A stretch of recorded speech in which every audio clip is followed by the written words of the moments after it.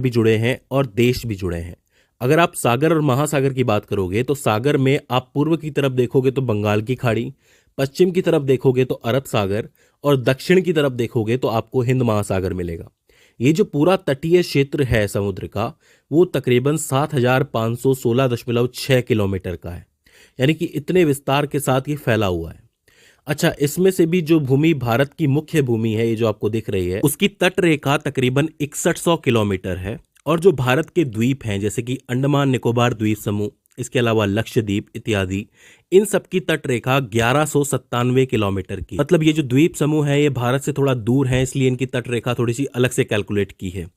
इसके अलावा भारत के जो 9 राज्य हैं जिसमें पश्चिम बंगाल, उड़ीसा, आंध्र प्रदेश, तमिलनाडु, केरल, कर्नाटका, गोवा, महाराष्ट्र और गुजरात सीधे सीधे समुद्र से जुड़े हुए हैं। और 4 ऐसे केंद्रीय शासित प्रदेश हैं जिसमें अंडमान निकोबार द्वीप समूह, लक्षद्वीप, पुदुचेरी और दमन व दीव हैं जो सीधे समुद्र से जुड़े हुए हैं।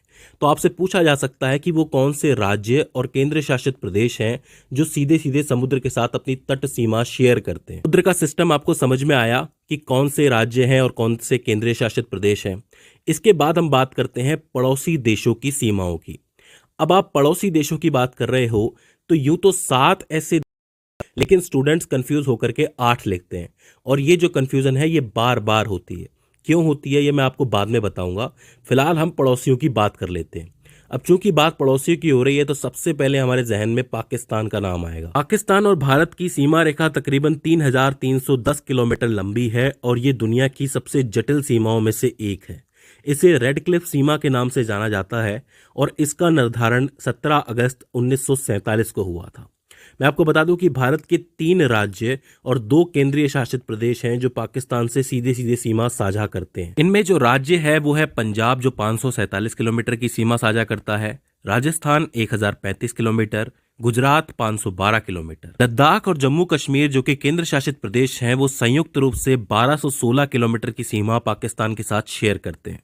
तो कुल मिलाकर के ये 3 राज्य और 2 केंद्र शासित प्रदेश हो जाते हैं। इसके बाद दूसरा पड़ोसी है अफगानिस्तान, जिसकी 106 किलोमीटर लंबी सीमा हमारे भारत से लगती है, लेकिन जिस एरिया से वो सीमा लगती है वो फिलहाल पाकिस्तान ऑक्यूपाइड कश्मीर के नाम से जाना जाता है। तो आप इतना याद रख सकते हैं कि पीओके की 106 किलोमीटर की सीमा अफगानिस्तान से लगती है। इसके बाद आता है हमारा सबसे इंपॉर्टेंट पड़ोसी जो कि है चीन।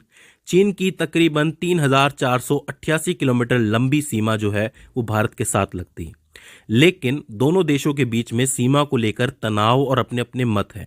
चीन का कहना यह है कि उसकी जो सीमा है वो 2000 किलोमीटर लंबी है भारत के साथ, लेकिन भारत कहता है कि ये 3488 किलोमीटर है। इस सीमा में मुख्यतः अरुणाचल प्रदेश 1080 किलोमीटर की सीमा शेयर करता है, उत्तराखंड 463 किलोमीटर की, हिमाचल प्रदेश 345 किलोमीटर की और सिक्किम 220 किलोमीटर की। 31 अक्टूबर 2019 के बाद जहां लद्दाख को एक केंद्र शासित प्रदेश बनाया गया था तो उसकी 1597 किलोमीटर लंबी सीमा जो है वो चीन के साथ लगती है। इसीलिए इस सीमा के अंकों में थोड़ी बहुत दिक्कत होती ही रहती है। ठीक है, तो ज़्यादा टेंशन नहीं लेनी है। इसके बाद हमारा अगला पड़ोसी है नेपाल, और नेपाल से हमारी 1751 किलोमीटर लंबी सीमा लगती है, जिसमें मुख्यतः बिहार के साथ 726 किलोमीटर, उत्तर प्रदेश के साथ 551 किलोमीटर, उत्तराखंड के साथ 275 किलोमीटर, वेस्ट बंगाल के साथ 100 किलोमीटर और सिक्किम के साथ 99 किलोमीटर की सीमा लगती है। इसके बाद जो 5 के साथ 699 किलोमीटर की सीमा लगती है। ये बहुत ही इंपॉर्टेंट चीज़ है।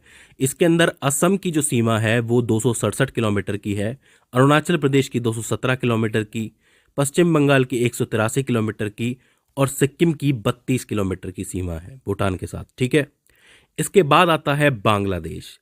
बांग्लादेश की जो भारत के साथ सीमा है वो 4096 किलोमीटर लंबी है।